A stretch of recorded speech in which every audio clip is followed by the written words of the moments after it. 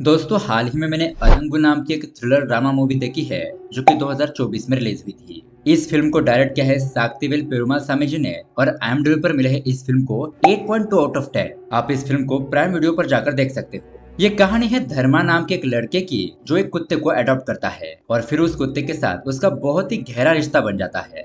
अब इसी दरमियान में वो उस कुत्ते के साथ काम के सिलसिले में केरला जाता है, लेकिन वहां पर एक बहुत बड़े पॉलिटिशियन की छोटी बेटी को एक कुत्ता काट लेता है, जिसकी वजह से वो पॉलिटिशियन गुस्से में आकर ऐसा आदेश देता है कि गांव के सभी कुत्तों को जान से मार दिया जाए।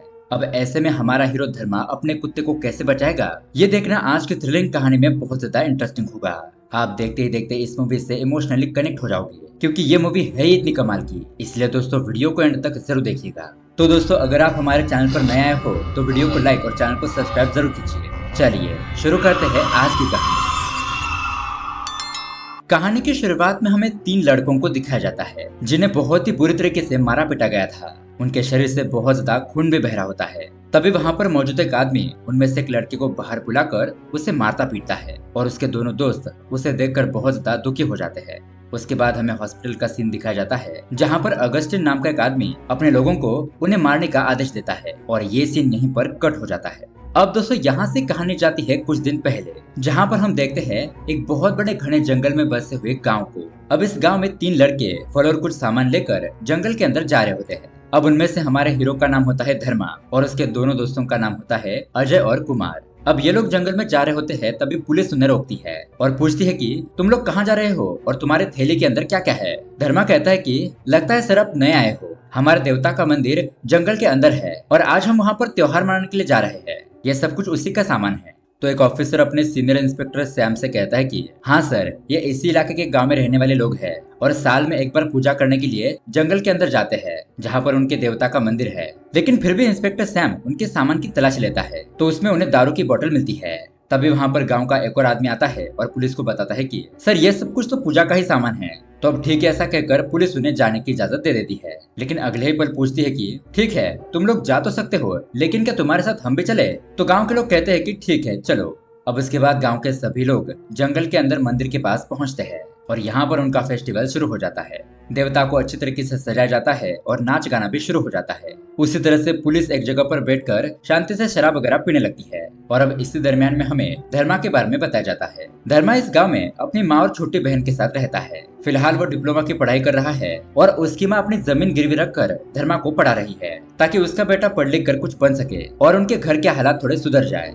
अब इस तरह से यहाँ पर रात हो जाती है और देवता के रिचुअल के दौरान एक बंदे के शरीर के अंदर देवता आ जाते हैं। वो देवता धर्मा और उसकी माँ को तिलक लगाते हैं और उसके बाद ये फंक्शन यहीं पर समाप्त हो जाता है। खैर अब उसके अगले दिन हमें केरला में बसे हुए एक छोटे से गांव का सीन दिखाया जाता है। यहाँ पर हम अगस्टिन नाम के एक बंदे के घर को देखते हैं। उसकी छोटी बेटी एंजल सामने एक जानवर को देखकर उसकी ड्राइंग बना रही होती है, लेकिन तभी घर में मिक्सर की आवाज, बाहर सफाई करने वाले लोगों की आवाज, इन सब आवाजों की वजह से वो जानवर डर के मारे वो खाना खा नहीं रहा था और बार बार छुप रहा था, जिसकी वजह से एंजल उसकी ड्राइंग अच्छी तरीके से बना नहीं पा रही थी। तो उसका पिता अगस्टिन अपनी बेटी को ऐसा देखकर सभी लोगों के काम रोक देता है और उसके बाद उसकी बेटी एंजल अपनी ड्राइंग कंप्लीट करती है। ये सब कुछ देखने के बाद हमें पता चलता है कि अगस्टिन अपनी बेटी से बहुत ज्यादा प्यार करता है। अब यहाँ पर हमें अगस्टिन के बारे में बताया जाता है। वो एक अनाथ था और बचपन में ही इस गांव में आया था, लेकिन मेहनत करके पला बढ़ा और आज वो म्यूनिसिपैलिटी का हेड है। यहाँ पर उसके 1-2 कारोबार भी चल रहे हैं और इस तरह से अब वो एक बहुत बड़ा आदमी बन चुका है। अगस्टिन फिलिप नाम के एक बंदे के ऊपर ही भरोसा करता है और यही फिलिप है जो उसका पूरा कारोबार संभालता है। अगस्टिन की शादी सुरभि नाम के एक तमिल लड़की से हुई थी। उसके बाद उसकी सारी इच्छाएं पूरी हुई, लेकिन बहुत ज्यादा कोशिश करने के बावजूद भी उन्हें कोई संतान नहीं हो रही थी। लेकिन बहुत ज्यादा मन्नतें मांगने के बाद आखिरकार उन्हें एक बेटी होती है, इसलिए अगस्टिन उसका नाम रखता है एंजल। एंजल के आने के बाद से अगस्टिन के लिए अपनी बेटी से बढ़कर और कुछ नहीं था। अब यहाँ प्रेजेंट डे पर उसकी पत्नी सुरभि उसे कहती है कि तुम्हारी बेटी तुम्हारे लिए सब कुछ हो सकती है, लेकिन इसके प्यार में अंधा होकर तुम कुछ गलत फैसला मत करना, और वो हंसते हुए उसे गले लगाता है। अब उसके बाद इस तरफ हम उन 3 लड़कों को देखते हैं जो कि अपने मालिक के यहाँ पर काम करने के लिए आए थे। काम खत्म होने के बाद उनका मालिक कहता है कि अरे सुनो, वहाँ पीछे एक बोरी पड़ी हुई है, जाते समय उसे नदी में फेंक देना। अब ये तीनों लड़के उस बोरी को उठाकर नदी के पास आते हैं। यहाँ हम देखते हैं नदी तो पूरी तरीके से सूख चुकी थी। अब ये लोग उस जगह पर एक खड्डा खोदकर उस बोरी को खड्डे के अंदर डाल देते हैं। तभी धर्मा कहता है कि अरे इस बोरी के अंदर क्या है, हम देखें क्या? तो उसका दोस्त कहता है कि ठीक है देख लो, और उसे खोलकर देखने पर उसके अंदर एक कुत्ता होता है। और इससे भी ज्यादा ये लोग तब शॉक हो जाते हैं जब उन्हें पता चलता है कि ये कुत्ता तो अभी तक जिंदा है। तो धर्मा उसे तुरंत ही पानी पिलाता है और अपने दोस्तों से कहता है कि यार ये कुत्ता जिंदा है, हम इसे नहीं मार सकते। अब इतने में उस रास्ते से उसका मालिक गुजर रहा होता है। वो कहता है कि अब तक तुमने इसे नहीं मारा है। वो लोग कहते हैं कि साहब ये कुत्ता तो अभी जिंदा है, हम इसे कैसे मार सकते हैं। वो मालिक कहता है कि क्या अभी तक जिंदा है, मतलब उसका नसीब बहुत ज्यादा अच्छा था। कुछ दिन पहले बाहर केरला से कुछ लोग यहाँ पर जंगल में खराब मुर्गियों के थैलों को फेंक कर चले गए और उसी खराब मांस को खाकर ये कुत्ता बीमार हो गया था। इसलिए उसका इन्फेक्शन बाकी जानवरों को ना हो, इसलिए मैंने खाने में जहर मिलाकर उसे खिला दिया था, लेकिन फिर भी ये कुत्ता जिंदा बच गया। चलो अब इसे जल्दी से मार दो और ये काम निपटा दो। वो लोग मना करने लगते हैं, लेकिन वो कहता है कि मैं तुम्हें इसके कुछ एक्स्ट्रा पैसे भी दूंगा। ऐसा कहकर वो वहाँ से चला जाता है। लेकिन यहाँ पर धर्मा कहता है कि नहीं यार, हम इसे नहीं मार सकते, देखो ये कितना मासूम है यार। फिर अजय कहता है कि वैसे भी इसको इन्फेक्शन है ना, तो शायद ये 2-3 दिन में मर जाएगा, हम इसे जंगल में जाकर छोड़ देते हैं। तो कुमार कहता है कि तुम्हें जो करना है वो करो। ऐसा कहकर वो गुस्से से वहाँ से चला जाता है। अब यहाँ पर ये दोनों उस कुत्ते को जंगल में जाकर छोड़ देते हैं और वहाँ से जाते वक्त धर्मा उसे कहता है कि तुम यहीं पर जिंदा रहने की कोशिश करना, गाँव में जाओगे तो इंसान तुम्हें मार देंगे। ऐसा कहकर वो दोनों अपने घर पर चले जाते हैं। लेकिन दोस्तों थोड़ी ही देर बाद वो कुत्ता धर्मा का पीछा करते हुए उसके घर तक पहुंच जाता है। अब उस कुत्ते को देखकर धर्मा बहुत ज्यादा खुश हो जाता है और उसे अपने साथ रखने का फैसला करता है। फिर उसका परिवार अपने हिस्से का थोड़ा खाना निकालकर उस कुत्ते को खिलाते हैं। धर्मा की बहन पूछती है कि इसका नाम क्या रखा जाए। धर्मा कहता है कि इसका नाम होगा काली, और उस कुत्ते को पाकर ये सभी लोग बहुत ज्यादा खुश होते हैं। अब यहाँ दूसरी तरफ हमें कॉर्पोरेट मीट एक्सपोर्ट के ऑफिस को दिखाया जाता है, जहाँ पर फिलिप ने एक न्यूज रिपोर्टर को पकड़ कर रखा था। अब ये जो खराब मुर्गियों की थैलियों को फेंकने वाली बात थी, उसकी इस बंदे ने न्यूज बनाई थी। इसलिए अब फिलिप उसका हाथ लेकर उसकी उंगलियां काट देता है और कहता है कि आइंदा से हमारे खिलाफ कोई भी आवाज नहीं उठनी चाहिए, हमारे खिलाफ कोई भी गवाही देगा तो हम उसे नहीं छोड़ेंगे।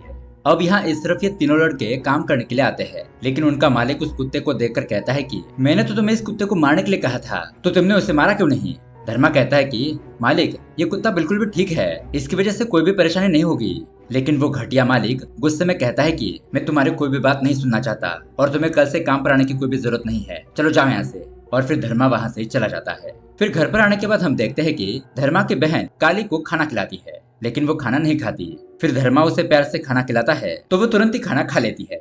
अब ये देखकर उसकी बहन शर्त लगाती है कि अगर ये कुत्ता तुमसे इतना ही प्यार करता है तो तुम्हें उसे उसी जगह पर छोड़कर आना होगा जहाँ पर ये कुत्ता तुम्हें मिला था। अगर ये कुत्ता फिर से तुम्हें यहाँ पर ढूंढते हुए आ गया तो ही मैं समझूंगी कि ये कुत्ता तुम्हें प्यार करता है, और ऐसा हुआ तो मैं अपने गुल्लक में जितने भी पैसे है वो तुम्हें दूंगी। तो धर्मा वैसा ही करता है, उस कुत्ते को ले जाकर जंगल के बीचों बीच छोड़ देता है।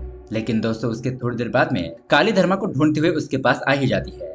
अब ये देखकर सभी लोग खुश हो जाते हैं, नाचने गाने लगते हैं और उसकी बहन को गुल्लक फोड़कर पैसे देने पड़ते हैं। उसके बाद ये तीनों फ्रेंड उस कुत्ते के साथ बहुत ही अच्छा टाइम बिताते हैं।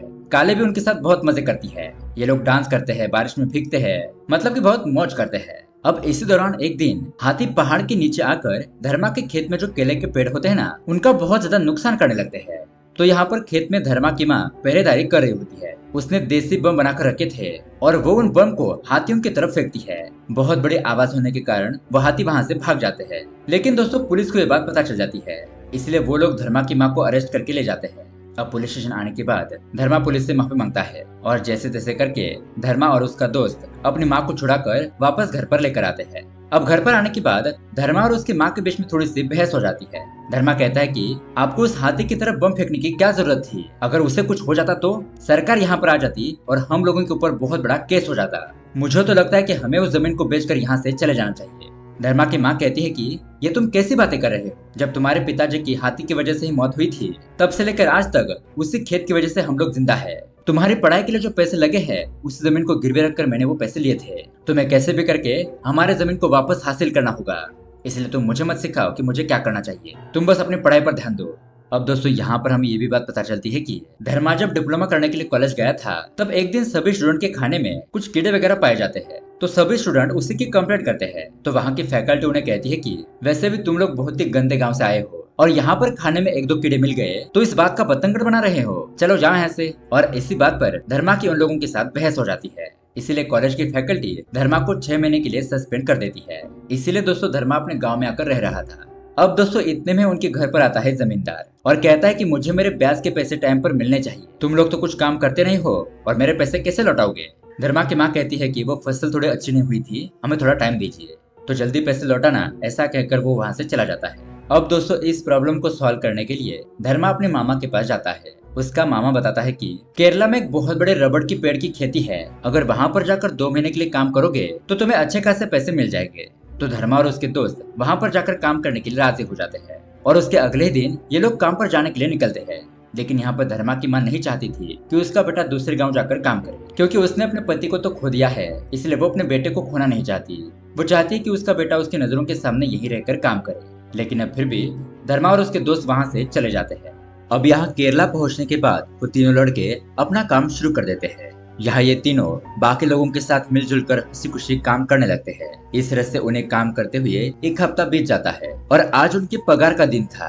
अब एक दिन के लिए उन्हें 700 रुपए मिलने वाले थे, लेकिन शॉकिंगली उन्हें यहाँ पर 600 रुपए के हिसाब से पैसे दिए जाते हैं। धर्मा कहता है कि ये क्या, हमारे साथ तो गलत हो रहा है, तुमने तो हमारे पगार में से हर दिन के 100 रुपए काट लिए, हमें पूरे पैसे दो, हम यहाँ पर बड़ी मेहनत से 12 घंटे काम करते हैं। वो आदमी कहता है कि तुम चुपचाप ही पैसे लो और यहाँ से चले जाओ, ये ऊपर के 100 रुपए सुपरवाइजर का कमीशन होता है। लेकिन अभी इस बात पर उन दोनों में बहस हो जाती है। तभी वहाँ पास में फिलिप होता है और वो वहाँ पर आकर कहता है कि ये ऊपर के 100 रुपए मैं ही रखता हूँ, अब ज्यादा बकवास मत करो, अगर यहाँ पर काम करना है तो करो, वरना यहाँ से चले जाओ। अब ऐसी बात सुनकर धर्मा कुछ कर नहीं सकता था, क्योंकि दोस्तों उसे तो पैसों की बहुत ज्यादा जरूरत थी, इसलिए वो ना चाहते हुए भी कम पगार में यहाँ पर काम करने लगता है। अब उसके बाद रात हो जाती है और अगस्टिन की बेटी एंजल का बर्थडे होता है, जहाँ बर्थडे में तीनों दोस्त आ गए थे। इतना बड़ा सेलिब्रेशन देखकर ये लोग तो शॉक ही रह जाते हैं, क्योंकि इससे पहले उन्होंने अपने गांव में ऐसा कुछ भी नहीं देखा था। फिर बर्थडे पार्टी खत्म होने के बाद एंजल अपनी माँ से पूछती है कि माँ, पापा कहाँ पर है? वो बताते हैं कि तुम्हारे पापा दोस्तों के साथ बातचीत कर रहे हैं, तुम उन्हें डिस्टर्ब मत करो। एंजल कहती है कि नहीं माँ, मुझे पापा से बात करनी है। ऐसा कहकर वो अगस्टिन के पास जाने लगती है। सुरभि भी उसके पीछे पीछे जाती है और एंजल जब छोटा सा गेट ओपन करती है तो तभी उसके बाहर बैठा हुआ कुत्ता उसे जोर से काट लेता है। ये देखकर सुरभि चिल्लाने लगती है। उसकी आवाज सुनकर तुरंत ही सभी लोग वहाँ पर आ जाते हैं। अब एंजल के कंधे पर उस कुत्ते ने थोड़ा बहुत काट लिया था। एंजल घबराकर बेहोश हो जाती है और अगस्टिन तुरंत अपनी बेटी को लेकर हॉस्पिटल पहुंच जाता है। अब यहाँ थोड़ी देर के ट्रीटमेंट के बाद डॉक्टर बाहर आकर बताते हैं कि हमने आपकी बेटी को रेबीज का इंजेक्शन लगा दिया है और ड्रेसिंग भी करवा दिया है, घबराने की कोई बात नहीं है, आपकी बेटी जल्द ही ठीक हो जाएगी, लेकिन आपको एक दिन के लिए हॉस्पिटल रुकना होगा। अब उसके अगले दिन जब एंजल की आंख खुलती है तो उसे वहाँ पर किसी कुत्ते के भौंकने की आवाज आती है। वो अपने पापा से कहती है कि मुझे इस आवाज से डर लग रहा है। तो अगस्टिन बाहर जाकर देखता है तो हॉस्पिटल में ही एक दूसरे कमरे में एक बच्चे को कुत्ते ने काट लिया था और उसकी रेबीज की बीमारी बहुत ज्यादा बढ़ गई थी, इतने कि उस बच्चे के मुंह से भौंकने की आवाज आ रही थी। अब ये देखकर अगस्टिन डर जाता है। वो अपने बच्चे को वहाँ से दूसरे हॉस्पिटल ले जाने लगता है, लेकिन डॉक्टर उसे रोकते हैं और कहते हैं कि अरे अरे, आप ये क्या कर रहे हो? आपने जो देखा वो रेयर केस है, हमने कहा ना आपकी बेटी का ट्रीटमेंट हुआ है और वो आउट ऑफ डेंजर है। तब जाकर अगस्टिन फिर से शांत होता है। अब उसके बाद वो रात को अपनी बेटी के बारे में ही सोचकर परेशान हो रहा होता है, अगर दोबारा से किसी कुत्ते ने उसकी बेटी को काट लिया तो। इसलिए वो फिलिप के पास जाकर कहता है कि हमारे गांव में आस पड़ोस में जितने भी कुत्ते हैं, हम घर लौटने तक उनमें से एक भी कुत्ता जिंदा नहीं रहना चाहिए, सभी कुत्तों को मार दो। ऐसा कहकर वो वहां से चला जाता है। अब उसके बाद फिलिप और उसके आदमी सबसे पहले हॉस्पिटल के बाहर जो कुत्ते होते हैं जो कि बहुत ज्यादा भौंक रहे थे उनको ही मार देते हैं। और फिलिप उन्हें बताता है कि जो भी लोग अपने घर में और आस पड़ोस के कुत्ते को मार देंगे तो उन्हें हर एक कुत्ते के 2000 रुपए मिलेंगे। इस तरह से गांव के सभी लोग अपने अपने कुत्तों को ढूंढकर मारने लगते हैं। सभी जगह पर कुत्तों की लाश पड़ने लगती है और गांव के कुत्ते इधर उधर भागकर अपनी जान बचाने की कोशिश करते हैं। अब उसके बाद हम यहाँ पर उन 3 लड़कों को देखते हैं। उनका मामा यहाँ पर उनसे मिलने के लिए आया था। अब ये लोग मामा के लिए बिरयानी लेने के लिए दुकान पर जाते हैं तो रास्ते में उन्हें बहुत सारे कुत्ते मरे हुए दिखाई देते हैं और ये देखकर उन्हें कुछ समझ नहीं आ रहा था। फिर दुकानदार से पूछने पर उन्हें पता चलता है कि अगस्टिन की बेटी को किसी कुत्ते ने काट लिया था, इसलिए वो गुस्से में आकर सभी कुत्तों को मार रहा है। अब ये बात सुनने के बाद ये लोग तुरंत ही अपने घर पर आते हैं और मामा को खाना देकर अपने काले कुत्ते को ढूंढने लगते हैं, लेकिन उन्हें काली कहीं पर भी नजर नहीं आ रही थी। फिर ये लोग बाहर जाकर ढूंढते हैं। कुत्ते को ढूंढते ढूंढते उन्हें रात हो जाती है। इस तरह से ये लोग निराश होकर एक रास्ते पर बैठ जाते हैं। तभी अचानक एक छोटा हाथी वाली गाड़ी उनके सामने से बहुत सारे कुत्तों को कैद करके ले जा रही होती है। अब ये लोग उस गाड़ी का पीछा करते हुए एक जगह पर आ जाते हैं और दोस्तों यहाँ पर हम देखते हैं कि फिलिप और उसके दोस्त कुत्तों को यहाँ पर लाकर उन्हें काट कर मार रहे थे। अब धर्मा यहाँ पर फिलिप के पास जाकर कहता है कि सर, हम आपकी जगह पर ही काम करते हैं, आप हमें काली को दे दीजिए, हम यहाँ से चले जाएंगे। तो फिलिप कुत्ते को लौटाने से मना करने लगता है और इतना ही नहीं, वो एक कुत्ते को उसके सामने काट कर मार भी डालता है ताकि वो डर के यहाँ से चला जाए। लेकिन धर्मा कहता है कि नहीं, अब मैं अपने काली को लिए बिना यहाँ से नहीं जाऊंगा। फिर वो लोग उसके कुत्ते को बाहर निकालते हैं और फिलिप काली को मारने ही वाला था कि तभी धर्मा उनके साथ फाइटिंग करना शुरू कर देता है। यहाँ पर बहुत ही जबरदस्त खूंखार फाइटिंग शुरू हो जाती है। लेकिन दोस्तों यहाँ पर फिलिप के लोग बहुत ज्यादा थे, इसलिए वो लोग इन तीनों के ऊपर हावी पड़ने लगते हैं।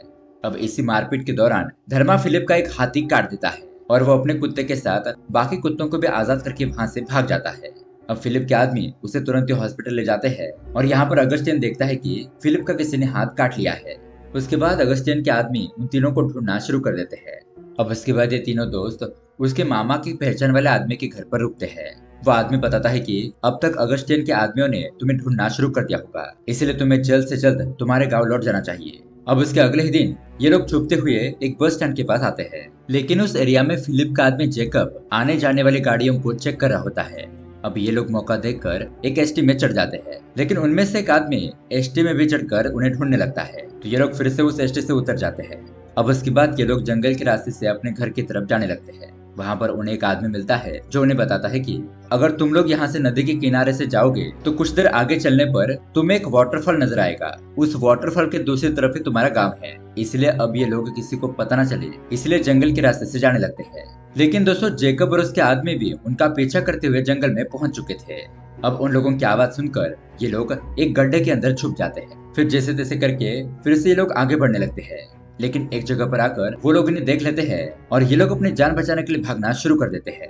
इसी तरह से भागते भागते अब रात हो जाती है और इन लोगों को छुपने के लिए एक गुफा मिल जाती है। उस गुफा के अंदर लकड़ियां जलाकर उन लोगों को रास्ते में जो कटहल मिला था उसके सीड्स उस आग में जलाकर उन्हें खाने लगते हैं, क्योंकि उन्हें बहुत ज्यादा भूख लग गई थी। तभी अचानक उन्हें एहसास होता है कि कोई उनकी तरफ आ रहा है, तो ये लोग तुरंत ही आग को बुझा देते हैं और अंदर छुप जाते हैं।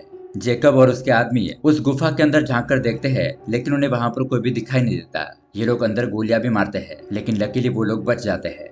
अब उन लोगों के जाने के बाद ये लोग फिर से आग जलाते हैं, लेकिन उसके थोड़ी ही देर बाद वहां पर अचानक भेड़िया आ जाते हैं, क्योंकि वो भेड़िए इसी गुफा में रहते थे। अब जैसे तैसे करके ये लोग उस गुफा से डरते हुए बाहर निकलते हैं और फिर से अपनी जान बचाकर वहां से भागने लगते हैं। यहाँ दूसरी तरफ हम देखते हैं धर्मा के गांव में पुलिस उसे ढूंढ रही थी और यहाँ केरला में ये न्यूज फैल जाती है कि म्यूनिसिपैलिटी के हेड अगस्टिन ने उसकी बच्ची को कुत्ते ने काट लिया, इसलिए वो गांव के सभी कुत्तों को मरवा रहा है। इसलिए एनिमल राइट्स संगठन की एक महिला अगस्टिन का विरोध करती है और उसे कुत्तों को मारने से रोकती है। अब पुलिस वाले भी इसमें शामिल होते हैं। वो लोग जैसे तैसे करके इस मामले को संभाल लेते हैं कि ये मामला ज्यादा बाहर ना आ जाए, इसलिए थोड़े दिन के लिए अगस्तियन कुत्तों को मरवाना बंद कर देता है। अब यह रात को धर्मा की बहन अपनी माँ को बताती है कि माँ, मैंने भैया को फोन किया, लेकिन बहुत देर तक कोशिश करने के बावजूद भी उनका फोन नहीं लग रहा। माँ, मुझे भैया की चिंता हो रही है। अब उसकी माँ घर के बाहर आकर एक दिया जलाती है और यहाँ से गांव के देवता को हाथ जोड़कर अपने बेटे की रक्षा करने के लिए कहती है। यहाँ इस तरफ अगस्टिन की पत्नी सुरभि उसे पूछती है कि क्या तुमने कभी चर्च में जाकर अपने गुनाहों की माफी मांगी है, अपना कन्फेशन किया है? वो कहता है कि नहीं। सुरभि कहती है एक बार ऐसे करके देखना, तुम्हें बहुत ही अच्छा महसूस होगा। अब उसके अगले दिन हम देखते हैं ये चारों लोग ये तय करते हैं कि ये लोग आगे का सफर अकेले अकेले तय करेंगे, मतलब अलग अलग रास्ते में जाकर, ताकि ये लोग अपने गांव जल्दी पहुंचकर वहां से मदद मांग सके। अब यहाँ पर धर्मा उस कुत्ते काली से कहता है कि काली, तू यहाँ से अपने गांव चली जा, तू वहीं पर ज्यादा सेफ रहेगी। इस तरह से अब ये लोग चारों तरफ रास्ता ढूंढने के लिए निकल जाते हैं। लेकिन दोस्तों उसकी थोड़ी देर बाद अजय पकड़ा जाता है। ये लोग उसे एक जगह पर ले जाकर बहुत ही बेरहमी से मारने पीटने लगते हैं। अब उसकी दर्द भरी आवाज सुनकर धर्मा और कुमार भी वहां पर आ जाते हैं। ये लोग उन्हें भी पकड़ते हैं और उन्हें भी बहुत ज्यादा मारते हैं, इतना कि उनके शरीर से बहुत ज्यादा खून बहने लगता है। चिल्ला चिल्ला कर उनकी चीखें निकल जाती है, लेकिन उन लोगों को इनके ऊपर जरा से भी दया नहीं आ रही थी। और दोस्तों ये वही सीन था जिससे हमने मूवी के स्टार्टिंग में देखा था। अब इतने में ही फिलिप जेकब को कॉल करता है और जेकब उससे बताता है कि हाँ भाई, हमने उन लोगों को पकड़ लिया है। फिलिप कहता है कि ठीक है, मैं तुरंत ही वहां पर आ रहा हूँ। इस तरह से फिलिप हॉस्पिटल से भागकर गाड़ी में बैठकर जंगल की तरफ जाने लगता है और उसके बाद यहाँ पर डॉक्टर यही खबर अगस्टियन को बताता है कि तुम्हारा आदमी फिलिप हॉस्पिटल से भाग गया है। अब यहाँ पर हम देखते हैं कि जंगल के एक टूटे फूटे घर के बाहर जेकब के सभी आदमी बैठे होते हैं, तो अंदर जैसे तैसे करके धर्मा और कुमार अपने हाथों से रस्सी खोल लेते हैं और वहां से भागने की कोशिश करते हैं। वो लोग उन्हें मारने पीटने की कोशिश करते हैं, लेकिन धर्मा उन्हें गन दिखाकर डरा धमका कर किसी तरह से वहां से भागने में कामयाब हो जाता है। अब ये तीनों लड़के दौड़ते दौड़ते उस बड़े वाले झरने के पास पहुंचते हैं, लेकिन तब तक वो लोग भी उनका पीछा करते हुए वहां तक आ गए थे। अब ये लोग अपनी जान की बिना परवाह किए बिना उस झरने से नीचे कूद जाते हैं और वहां से अपने गांव की तरफ तैरते हुए जाने लगते हैं। उसके बाद यहाँ पर फिलिप को ये बात पता चलती है कि वो तीनों लड़के भाग गए और ये खबर सुनकर फिलिप बहुत ज्यादा गुस्से में आ जाता है। वो अपने आदमियों के ऊपर चिल्ला देता है कि तुम लोगों से एक काम ढंग से नहीं होता। यहाँ इस तरफ अगस्टियन चर्च में जाकर अपने गुनाहों की माफी मांगता है और उसके बाद वो फिलिप को कॉल करके कहता है कि फिलिप अब तुम सब कुछ छोड़ दो और वापस आ जाओ। उन तीनों लड़कों को मारने की कोई जरूरत नहीं है। लेकिन यहाँ फोन कट करने के बाद फिलिप कहता है कि हाथ तो मेरा कटा है, उसका कह जाता है मैं अपना बदला लेकर ही रहूंगा। इस तरह से फिलिप और जेकब उन तीनों लड़कों के गांव में जाकर वो धर्मा की माँ को किडनैप कर लेते हैं और फिर रात को उनके खेत वाले एरिया में आकर फिलिप धर्मा से कहता है कि अगर तुम बाहर नहीं आए तो मैं तुम्हारी माँ को जान से मार दूंगा। लेकिन दोस्तों धर्मा की माँ तो हाथी से लड़ने का जिगरा रखती थी। वो तुरंत ही उन लोगों में से एक आदमी से हथियार छीन लेती है और उन्हीं लोगों को काट कर मार देती है। अब इतने में ही वहाँ से धर्मा बाहर आता है और धर्मा की माँ अपने बेटे के पास जाती है। अब यहाँ पर ये लोग हाथी को भगाने के लिए जिस बम का इस्तेमाल करते थे वही बम फिलिप और उसके आदमियों की तरफ फेंक कर उन लोगों को बहुत ही जख्मी कर देते हैं। बम फेंकने की वजह से उनकी गाड़ी भी ब्लास्ट हो जाती है। फिर बम खत्म होने के बाद ये लोग फिर से जंगल के अंदर छुपने के लिए जाते हैं। अब उसके बाद फिलिप और कुछ लोग बचे हुए थे, वो लोग फिर से उनका पीछा करने लगते हैं। यहाँ पर फिर से बहुत ही जबरदस्त फाइटिंग होती है और कुमार और धर्मा फिलिप को दबोच लेते हैं। वो उसके गले में रस्सी डालकर उसे लटका कर मारने की कोशिश करते हैं। फिर धर्मा एक हथियार लेकर उसे मार देता है, लेकिन हम देखते हैं कि धर्मा ने वो रस्सी काट दी थी। धर्मा उसे कहता है कि मैं तुम्हारी तरह निर्दयी नहीं हो सकता, किसी को भी मारना ये लास्ट ऑप्शन नहीं हो सकता। अगर हमारे दिल में थोड़ी सी भी दया होती है तो हम लोग खुद ही शांति से जी पाते हैं और दूसरों को भी शांति से जीने देते हैं। इस तरह से दोस्तों अब कहानी के एंडिंग में हम देखते हैं कि उनका कुत्ता काली वो सेफ होता है और काली ने 4 बच्चों को जन्म दिया था। ये देखकर धर्मा और उसके दोस्त बहुत ज्यादा खुश हो जाते हैं। और इस तरह से दोस्तों इस कहानी में हमें एक इंसान और जानवर के बीच में किस तरह का इमोशनल अनकंडीशनल लव होता है ये देखने को मिलता है। और इसी के साथ ये कहानी यहीं पर एंड हो जाती है। तो दोस्तों ये मूवी आपको कैसी लगी हमें कमेंट करके जरूर बताइएगा। साथ ही ऐसे ही अमेजिंग मूवी देखने के लिए हमारे चैनल को सब्सक्राइब जरूर कीजिए। मिलते हैं अगली वीडियो में। Thanks for watching.